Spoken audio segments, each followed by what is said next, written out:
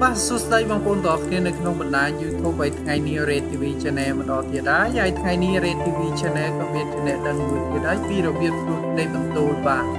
គឺអាគារគឺអត់មានភ្លៀងចេះបាទហើយអត់មានផ្ទៃបន្ទូលទៅជាអាគារមានផ្ទៃបន្ទូលហើយនឹងភ្លៀងបាទតោះយើងទៅតាមដានទាំងអស់នេះបាទក៏មកយើងយករូបភាពដែលយើងចង់ដាក់នៅបន្ទូលហ្នឹងបាទក៏មកបងប្អូនរើសវាបាទខ្ញុំឆ្លាញ់យករូបនេះបាទខ្ញុំឆ្លាញ់យករូបនេះបាទ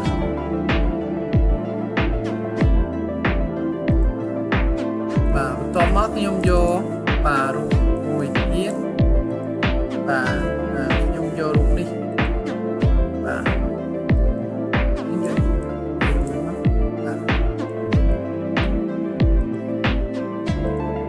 មកយើងដូរវាបាទទៅជា screen មកបាទ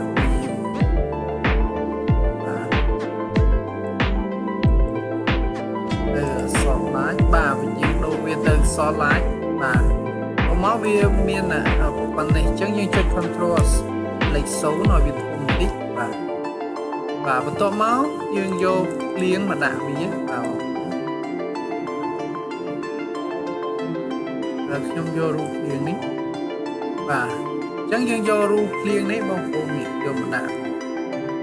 បាទតោះមកបងប្អូនចុច control អក្សរ T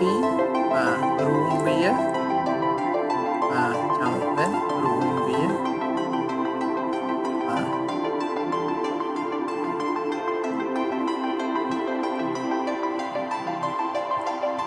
ាទតោះមកបងប្អូនចុចដូរវាបាទទៅជា screen បាទតោះមកបងប្អូនដូរ opacity វាបាទទៅ opacity វាយើងមើលទៅដូចជាវានេះ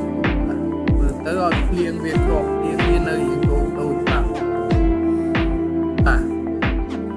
តោះពីយើងបានអញ្ចឹងហើយបាទបងប្អូនបាទតោះមកបងប្អូនយកពាក្យnew បាទតោះមកបងប្អូនយកបាទនេះចាក់ gradient វាបាទចាក់ gradient ទៅលើនេះបាទបន្ទាប់មកបងប្អូនទាញវាបាទទាញវាពីក្រោមទៅលើក៏បានពីលើទៅក្រោមបាទហើយបន្ទាប់មកបងប្អូនយកពាក្យថា filter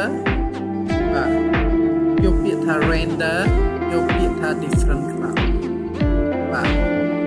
គឺយើងបានទៅរកបែបនេះហើយចុច control អក្សរ I បាទ control អក្សរ I បន្ទាប់មកបងប្អូនចុច control អក្សរ L កន្លែងនេះគឺយើងយកកន្លែងនេះគឺយើងយកចុច3បាទរួមមកបងប្អូនចុច OK បាទក៏ពីយើងបានអញ្ចឹងហើយយើងចុច raster បាទអាកន្លែងនេះគឺយើងសេរីវា95ក៏បានបាទ90ក៏បាននេះបាទហើយopacity វានេះបាទយើងសេរីវាដល់60អីហ្នឹងបាទបន្ទាប់មកយើងលុបវាបាទអញ្ចឹងយើងលុបកន្លែងណាដែលបងប្អូនកុំភ្លេចនេះដាក់ color ពណ៌ខ្មៅទៅលើវាបាទហើយបងប្អូនលុបវា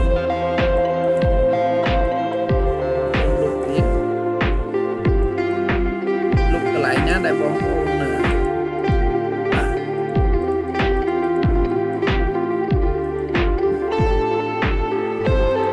បាទលុបវាស្អាតមកបាទអញ្ចឹងយើងទុកថាកន្លែងណាដែលយើងចង់ធ្វើជានេះ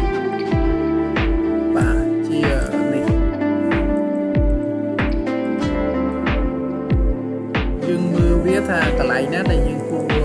ដាក់ទុកវាគឺយើងលុបអញ្ចឹងបាទមកបងប្អូនចុចគៀបតូលុបវាបាទនៅក្នុង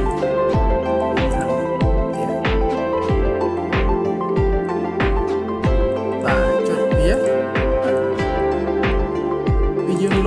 ឲ្យស្អាតបាទបងប្អូនលុបវាកន្លែងណាដែលយើងចង់គឺយើងលុបវាចឹងលុបហើយបាទ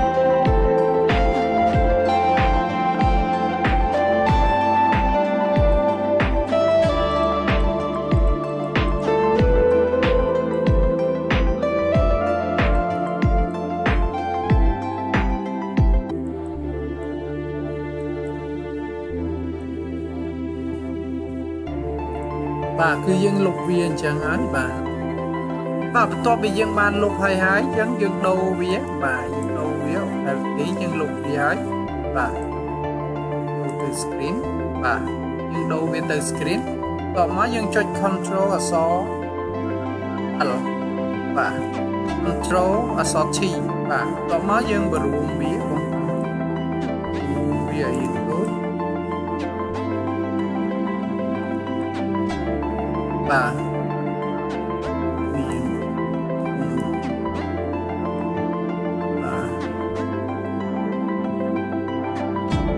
បាទគឺវាគុំចេះនោះបាទអញ្ចឹងបន្ទាប់ពីយើងបានអញ្ចឹងហើយបងប្អូនចុច control អក្សរ U បាទ